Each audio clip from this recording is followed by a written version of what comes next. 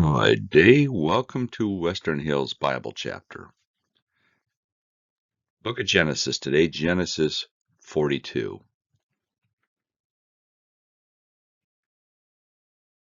Last time we met, we went through Genesis 41, which was Pharaoh's dream and Joseph's rise to power. And today we get into Genesis 42, where we find Joseph's brothers. They go to Egypt in search of food during the time of famine. With that, let's get into our word. Genesis 42, verse 1, with wisdom from our Father, it reads, Now when Jacob saw that there was corn in Egypt, Jacob said unto his sons, Why do ye look one upon another? Now keep in mind here that Jacob is Joseph's father here. And Jacob says, Why do ye look one upon another? In other words, why do you just stand there looking at each other? Do something. Food's running out. Cattle have nothing to eat. We have nothing to eat. Do something. Verse 2. And he said, Behold, I have heard that there's corn in Egypt. Get you down thither, and buy for us thence, that we may live, and not die. So Jacob tells his sons, there's corn in Egypt. Go there and buy some food. We don't have to starve to death here.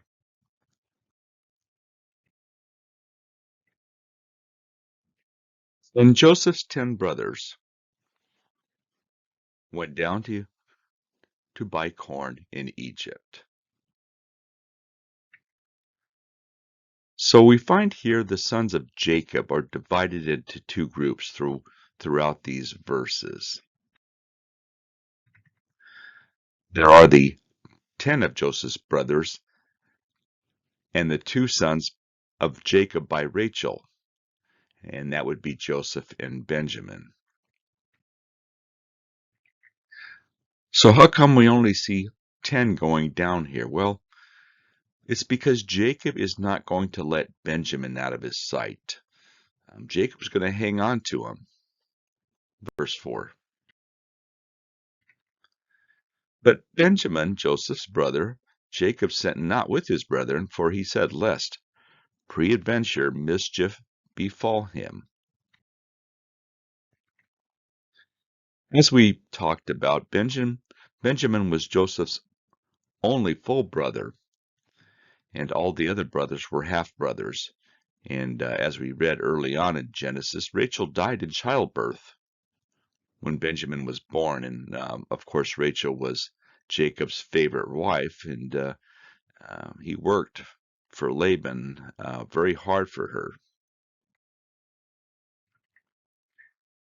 And Jacob lost Joseph a couple chapters back to what he thought was wild animals. And so Benjamin is the only son left from his first love, Rachel. So Jacob, he doesn't want to lose both of Rachel's sons to mishap. So he's sort of hanging on to Benjamin here. Verse 5. And the sons of Israel came to buy corn among those that came, for the famine was in the land of Canaan. And Joseph was the governor of the land, and it was that sold to all the people of the land. And Joseph's brethren came and bowed down themselves before him, and their faces to the earth. So, again here, the sons of Israel, this is Jacob. That's who we're talking about here. And these scriptures tell us the famine was bad. It was bad. And so here comes these 10 brothers. These 10 brothers are the ones that put Joseph in the pit, and they sold their little brother into bondage in Egypt. So now these 10 brothers, What are they doing? They're coming to buy food from the same brother that they disdained. And if you recall that in his dream, Joseph, he was a 17-year-old lad, and the dream he had was that his brothers would come down and bow before him. And here we kind of see that going on here. Verse 7.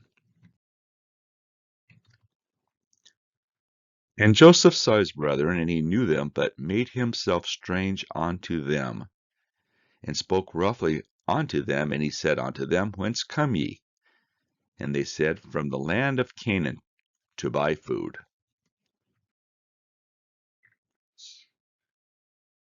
So Joseph, by his appearance and his Egyptian language, his brothers didn't know. They didn't recognize him.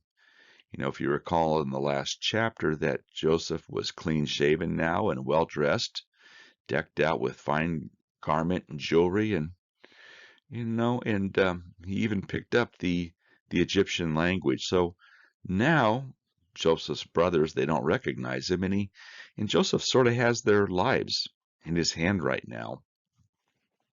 Verse 8. And Joseph knew his brethren, but they knew not him. And Joseph remembered the dreams which he dreamed of them, and said unto them, Ye are spies to see the nakedness of the land, ye are come. So here Joseph remembered the dreams he had, as we talked about in Genesis 37. And now the dreams that God had given Joseph are coming into reality. So we're going to see Joseph here is going to want to shake up his brothers a little bit. He wants to see them sweat a bit. They wanted to kill him because they were jealous. So we see Joseph getting back at them a little bit here. Verse 10. And they said unto him, Nay, my lord, but to buy food are thy servants come. We are all one man's son. We are true men. Thy servants are no spies. So here, Joseph's brothers are claiming to be honest men, and all from the same family, and they're trying to convince Joseph that their sole intention is to buy food. Verse 12.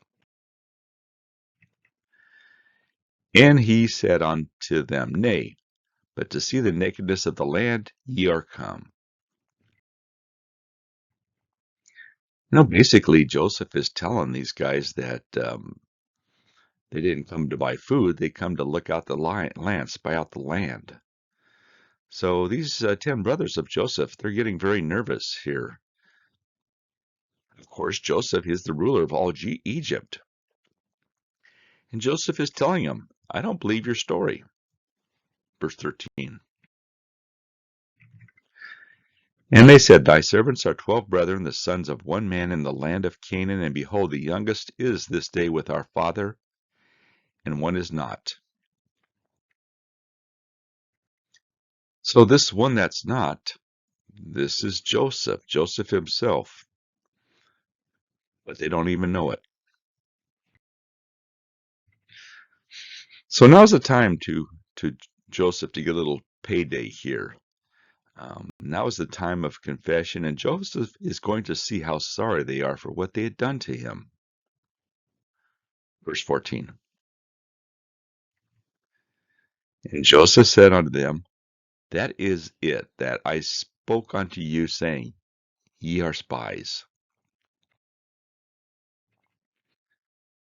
Yeah, Joseph is putting on his act here, and he continues to call them criminals. And when Joseph heard them say, One is not, he had the opportunity. He could have said it was him. But, Joseph's going to keep the heat on his brothers a little bit here. Verse 15.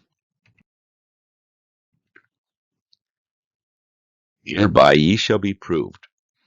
By the life of Pharaoh ye shall not go forth hence, except your younger brother come hither. So Joseph has a plan to prove these guys out, to prove out his brothers. Joseph wants to see his only true brother, Benjamin, and Joseph is going to make them prove that they have a younger brother at home. And maybe also Joseph wants to find out if they would sell his brother as they did he. Verse 16. Send one of you and let him fetch your brother, and ye shall be kept in prison, that your words may be proved whether there be any truth in you, or else by the life of Pharaoh surely ye are spies. So it's getting pretty serious on these 10 guys here. Joseph is telling them to fetch their brother, or Pharaoh will see them as spies, and it will not bode well for them. Verse 17. And he put them all together in the ward 3 days. So Joseph, he locked them up.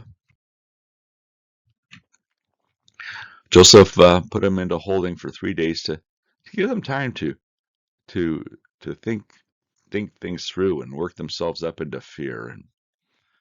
And I would imagine it was probably difficult on Joseph as well, knowing that these guys were his brothers. But he wants to test them out a little bit here. Verse 18. And Joseph said on the 3rd day, This do and live, for I fear God. So Joseph says, do what I'm about to say, and you will live, because I love the Lord. Verse 19. If ye be true men, let one of your brethren be bound in the house of your prison. Go ye carry corn for the famine of your houses. So Joseph, he knew that the rest of the family was getting really hungry there, and but Joseph's going to see how the brothers would act if another of the brothers' life was at stake here. Verse 20. You bring your youngest brother unto me, so shall your words be verified, and ye shall not die. And they did so.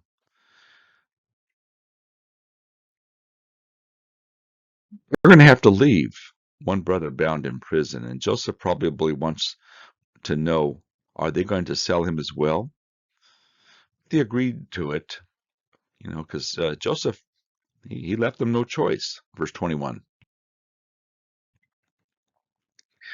And they said one to another, We are verily guilty concerning our brother, in that we saw the anguish of his soul when he besought us, and we would not hear. Therefore is this distress come upon us. So what's going on here? The 10 brothers, they're now talking amongst themselves, and they all know that they're talking about God is sort of punishing them for what they did to their younger brother Joseph. The ironic thing here is that it is their brother that they sold that is now punishing them. The one they sold, the one they threatened to kill is the boss now here. We're talking about Joseph, and they don't know it. But the brothers, they recognize they were wrong as they think back on the terror of Joseph's face as they put him in the pit, and then the sorrowful look on his face when they sold him into bondage. Joseph was 17 at the time when he was sold. And as we read, he was 30 when he got married, and now Joseph has 2 sons. And he's probably pushing in his 40s. So Joseph's changed a lot here. Verse 22. And Reuben answered them, saying, Spoke I not unto you, saying, Do not sin against the child? And he would not hear, therefore, behold, also his blood is required. So Reuben is recalling the brother's attention that he told them. Reuben told him to spare Joseph, and it was Reuben that saved his life by selling him rather than killing him. Verse 23. And they knew not that Joseph understood them, for he spoke unto them by an interpreter. In other words, these brothers, they're speaking Hebrew, and naturally Joseph could speak in Egyptian and Hebrew tongue. And here Joseph was using an interpreter to sort of keep his identity secret, and the brothers didn't recognize the fact that Joseph could understand every word that they were speaking here. Verse 24. And he turned himself about them and wept, talking about Joseph here, and returned to them again and communed with them and took from them Simeon and bound him before their eyes. So you kind of see this got to Joseph here. And after Joseph regained his composure, Simeon was bound over for holding until their return. So Joseph will find out if these brothers, they're going to leave Simon bound up to die in prison, as they did him years ago. Verse 25. And Joseph commanded to fill their sacks with corn, and to restore every man's money into his sack, and to give them provision for the way. And thus did he unto them. So Joseph, he didn't charge them anything for their corn. He actually put the money back in the sacks. Now, this, of course, is going to cause some anxiety because it's going to make these brothers look like a bunch of thieves. Verse 26. And they laded their asses with the corn and departed thence. And as one of them opened his sack to give the ass provender, in the end he espied his money, for behold, it was in his sack's mouth. Now, this would shake these guys up pretty good here, opening their sack and finding the money that was to be paid for the corn here. So what we have here is Joseph is shaking him up even on their trip back home, and at the same time, he's sort of taking care of his father's household with food, as well as returning the money. Joseph's first charge, if you recall, was they were all spies, and now there's another charge going to be added here that they were, were they going to be accused of stealing money also? Verse 28. And he said unto his brethren, My money is restored, and lo, it is even in my sack. And their heart failed them, and they were afraid, saying one to another, What is this that God hath done unto us? So, in other words, they're saying that he made them look like a bunch of thieves. So these brothers, they're being tested in every way now, and I'm sure they're a little scared for what is to become here. They find this money, and um, they're believing they're going to be looked at as spies and thieves. So they're saying, "Hey, what has God done? What has God done to us?" Verse 29. And they came unto Jacob their father unto the land of Canaan, and told them all that befell them, saying, The man who is Lord of the land spoke roughly to us, and took us for spies of the country. And of course, as we talked about, Joseph was shaking them up a little bit there, and they sort of had it coming here.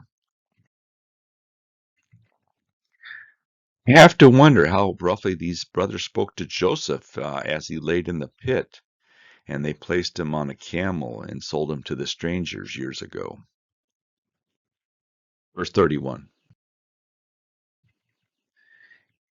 And we said unto him, We are true men, we are no spies. We be 12 brethren, sons of our father. One is not, and the youngest is this day with our father in the land of Canaan. As we mentioned, the one is not that would be Joseph, Jacob's favorite. Everybody thought he was he was long gone. He was sold to the Egyptians. Verse 33. And the man, the lord of the country, said unto us, Hereby shall I know that ye are true men. Leave one of your brethren here with me. Take the food of the famine of your households and be gone. So again, Joseph was going to test these brothers out to see if they kept their word. Verse 34. And bring your youngest brother unto me, then shall I know that ye are no spies, but that ye are true men. So will I deliver you your brother, and ye shall traffic in the land. Ye shall traffic in the land. In other words, you know, Joseph is told them, bring back your youngest to me, and you'll be able to trade and do whatever you want here in the land. That ye are true men. So this means Joseph was telling him, I know you're telling me the truth. Again, Joseph wants to see his full brother, talking about Benjamin. He wants to see him. But Joseph is also checking out these 10 brothers to see if they're going to give Simeon up, right? Verse 35. And it came to pass as they emptied their sacks, that behold, every man's bundle of money was in his sack, and when they and their father saw the bundles of money, they were afraid. So these guys, of course, what they've been doing is telling their father, Jacob, what happened here. And they have right to be afraid. As they stood, all 9 brothers there, and gazed at the open food bags, and the first thing they see coming out of these bags is money, they're a little concerned here. Talk about fear here. They knew that Simeon was still in prison in Egypt, and he was now in great trouble. And it appears that they bought the corn and stole the money in there, So yes, they're very fearful here. Verse 36. And Jacob their father said unto them, Me have ye bereaved of my children? Joseph is not, Simeon is not, and ye will take Benjamin away? All these things are against me. So Jacob here is, in so many words, is saying, this will kill me. I can't handle all this. Verse 37. And Reuben spoke unto his father, saying, Slay my 2 sons if I bring him not to thee. Deliver him into my hand, I will bring him to thee again. So Reuben is willing to give up his 2 sons as security for the protection of Benjamin. I Reuben was not there when Joseph needed protection from his other brothers. And of course, now Reuben is going to put his own life and that of his sons up as security for the protection of Benjamin there. Verse 38. And he said, My son shall not go down with you, for his brother is dead, and he is left alone. If mischief falls him by the way in which ye go, then shall ye bring down my gray hairs with sorrow to the grave. In other words, Jacob is saying, it would kill me. I can't handle this. It will take me straight to the grave if I lose Benjamin after losing Joseph and now Simeon.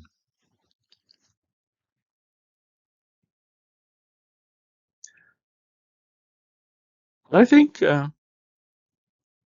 I think Reuben is pretty sure for some reason, and he knew that Joseph meant what he said.